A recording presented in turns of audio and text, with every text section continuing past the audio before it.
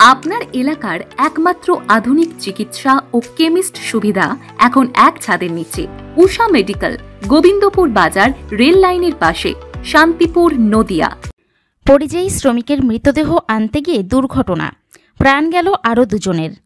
নদিয়ার শান্তিপুর থানার বেলঘরিয়া ২ নম্বর গ্রাম পঞ্চায়েতের ঘোড়ালিয়া খাপড়াডাঙ্গার বাসিন্দা কানাই বিশ্বাস, বয়স আনুমানিক ৪২ বছর। পুনেতে হোটেলে কাজ করতেন। সেখানেই অসুস্থ হয়ে হাসপাতালে ভর্তি হলে তার মৃত্যু হয়। পরিবার তার মৃতদেহ অ্যাম্বুলেন্সে করে বাড়িতে আনার উদ্যোগ নেয়। তবে দুর্ভাগ্যজনকভাবে নাগপুরের কাছে সেই অ্যাম্বুলেন্স দুর্ঘটনার কবলে পড়ে। এই দুর্ঘটনায় মৃত্যু হয় অ্যাম্বুলেন্স চালক ও কানাই বিশ্বাসের আত্মীয় পঙ্কজ বিশ্বাসের, বয়স ৪৫ বছর। তিনি নদিয়ার বাথনা এলাকার বাসিন্দা এবং পুনেতেই হোটেলে কর্মরত ছিলেন।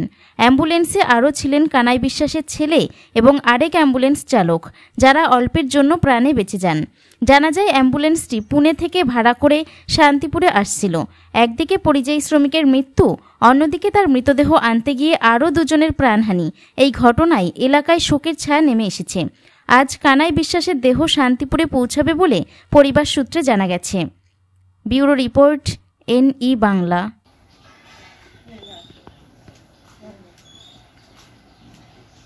আর নাগপুরে হচ্ছে অ্যাক্সিডেন্টটা। কীভাবে অ্যাক্সিডেন্টটা ঘটলো, মানে কি হয়েছিল? অ্যাক্সিডেন্ট হয়েছিল বাইরে, ধরেন অনেক দূর থেকে গাড়ি চালিয়ে এসেছিলো, যে সাইডে গাড়ি দাঁড়িয়ে বাথরুম পিচ্ছাপ চেপেছিল, পিচ্ছাপ করতে গিয়েছে, হঠাৎ পিছন থেকে গাড়িটাকে মেরে দেয়। এই গাড়িতে মৃতদেহ ছিল? মৃতদেহ ছিল। ছেলে হচ্ছে যে মারা যায় তার ছেলে ছিল, ওনার এক দাদা ছিল, আর এক ড্রাইভার ছিল, আর এক ড্রাইভার চালাচ্ছিল। তাহলে ওই অ্যাক্সিডেন্টে মারা গেছে কয়জন? অ্যাক্সিডেন্টে মারা গেছে আপনার আগে একটা দেহ ছিল, তারপর যে গেছে দুজন মারা। সেখানে কে ছিল? সেখানে ছিল ধরেন যে মারা গেছিল তার দাদা ছিল, আর এক ড্রাইভার ছিল। দুজন মারা গেছে? এই দুজন মারা গেছেন। মানে মোট 3 জন গাড়িতে 3 জন মারা গেছে। আর ছেলে কেমন আছে এখন? ছেলেটা এখন একটু বর্তমান ভালো আছে।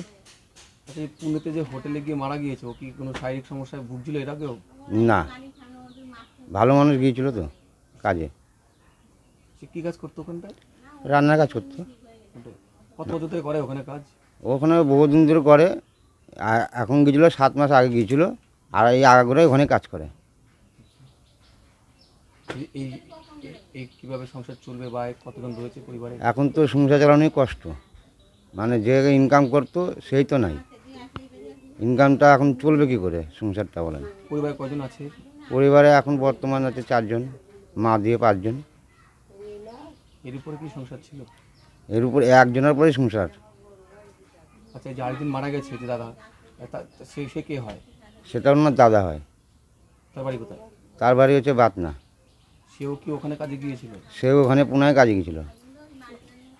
সেই মৃতদেহ আনছিল? সেই আনছিল, মৃতদেহটা আনছিল, যে আমি যখন আছি আমি নিয়ে যাই। আচ্ছা, এই গাড়িটা কোথাকার ছিল? গাড়িটা হচ্ছে আপনার পুনারই।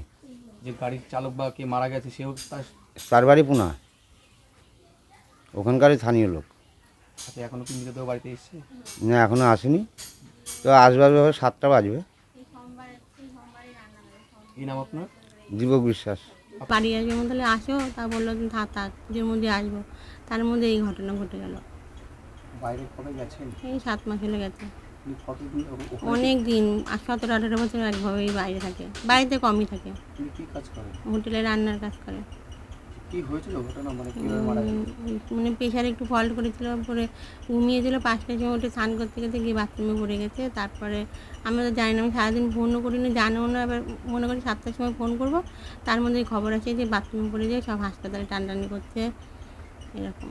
তারপরে কি হয়েছে? তারপরে বাড়ি ওইখানে সবাই মানে আরও অনেক লোকজন ছিল, সবাই মিলে হাসপাতাল ঘোরাঘুরি করেছে, ঘুরে লাস্টে যেখানে গেছে ওখানে গিয়ে বলেছে ডাক্তার বলেছে আর নেই। তখন ওরা আবার ফোন করেছে, বলছে বৌদি, আর ঠাকুরপুর দেওয়া হচ্ছিলো, সে ফোন করেছে বৌদি দাদা আর নেই। আপনি কি করেন? আমি তাঁতের কাজ করি, বাড়িতে 3 বাচ্চা নিয়ে থাকি, শাশুড়ি আছে, মা আছে। ছেলে মেয়ে কয়জন? ছেলে মেয়ে 2 ছেলে 1 মেয়ে। ছেলে বাচ্চাটাও তারা ওইখানে কিসে পড়াশোনা করে? ছেলে এইটে পড়তো, বললো মা পড়াশোনা করো না, আর বাবার কাছে ঘুরতে যাবো। তার বাবা বললো তাহলে পাঠাতো আমার কাছে, একটু ঘুরে যাক। আর মেয়ে এইটে পড়ে, ছেলে বাচ্চা ছোটো। অর্থের অভাবে কি পড়াশোনা করাতে পারছেন না ছেলে মেয়ে? না, ও করছে না, মানে অর্থের অভাবও না, ও করতে পারছে না। বাবা তো বাইরে গেছে, পয়সা করে দেয়, এবার এটা নিয়েই চলি। ছেলেপেলে পড়াশোনা করে, সংসার চালাই, আরও কিছু অর্থ উপার্জন করার চেষ্টা করি। এই যে মৃতদেহ, আপনার স্বামী মৃতদেহ আনতে গিয়ে তারপরে আবার কি হতো? মৃতদেহ আনতে আসছিল তো ভালোই, ওইখান থেকে সব পাঠিয়ে দিয়েছে। তারপরে নাগপুরে এসে ওইখানে হঠাৎ গাড়ি দাঁড়িয়েছিল, গাড়ি দাঁড়ানোর পরে তখন ওরা নাকি শুনছি। এবার আমার ছেলে তো বলতে পারছিল না, বাচ্চা মানুষ।